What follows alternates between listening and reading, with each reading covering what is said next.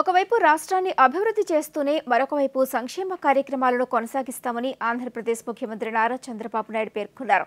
రాష్ట్ర సచివాలయంలో నిర్వహిస్తున్న కలెక్టర్ల సదస్సులో ముఖ్యమంత్రి మాట్లాడుతూ సమాజంలో ఆర్థిక అసమానతలు తగ్గించేందుకు P4 తీసుకువచ్చామని, ప్రభుత్వ విధానాలను సక్రమంగా అమలు చేసే బాధ్యత కలెక్టర్లదేనని పేర్కొన్నారు.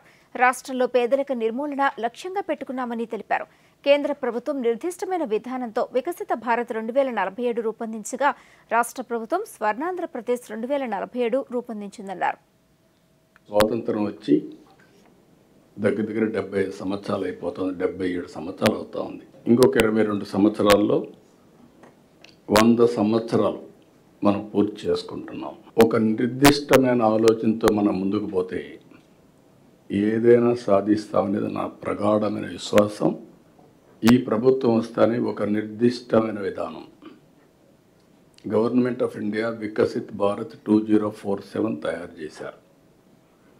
మనం వచ్చిన తర్వాత స్వర్ణాంధ్రప్రదేశ్ 2047 తయారు చేశాం.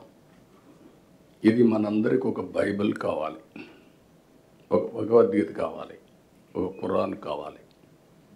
మీరు ఎవరైనా సరే చేసేటప్పుడు ఇది అవన్నీ కూడా మానసిక ఆనందం, ఒక మనకు తృప్తినిచ్చేదైతే ఇది జరిగితే భారతదేశాన్ని ఎవ్వరూ ఆపలేరు.